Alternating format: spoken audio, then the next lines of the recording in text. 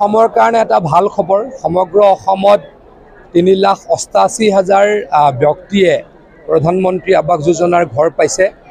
মুখ্যমন্ত্ৰী ডাঙৰীয়াই আনুষ্ঠানিকভাৱে আমাৰ পলাশবাৰী সমষ্টিৰ পৰাই কাৰ্যসূচী আৰম্ভ কৰিলে।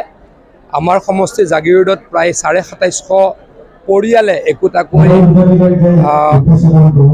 প্ৰধানমন্ত্ৰী আৱাস যোজনাৰ ঘৰ পাইছে আৰু অলপ পালে আমাৰ সমষ্টিত আৰু প্ৰধানমন্ত্ৰী আৱাস যোজনাৰ ঘৰ হয়তো পাব নালাগিব। সেইখিনি ব্যক্তি অতি সোনকালে পাব মই আশা ৰাখিছোঁ।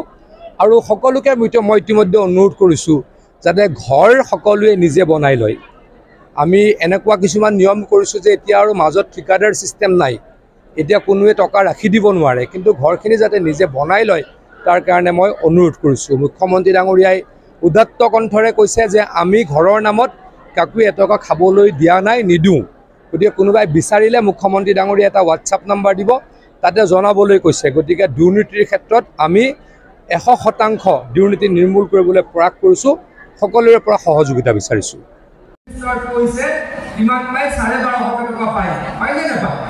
অসমৰ এই মুহূৰ্তৰ 1.5 লাখ ছোৱালীয়ে কি পায়?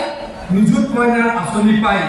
এইবাৰ বাজেটত মুখ্যমন্ত্ৰী ডাঙৰীয়াই 4.5 লাখ আমাৰ এনেকৈ ছাত্ৰীৰ কাৰণে 1500 টকা, 1250 টকা আৰু 2500 টকা দিয়াৰ কাৰণে সুকীয়াকৈ ধন ৰাখিছে।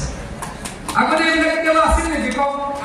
আমাৰ ছোৱালীবিলাকে কেতিয়াবা টকাৰ অভাৱত স্কুললৈ যাব নোৱাৰে, কলেজলৈ যাব নোৱাৰে, আধাতে স্কুলে দিয়ে নিদিয়ে কওক।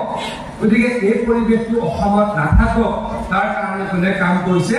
হিমন্ত বিশ্ব শৰ্মা ডাঙৰীয়াই কাম কৰিছে আৰু কাম কৰিম আপোনালোকক আমি প্ৰতিশ্ৰুতি দিছোঁ।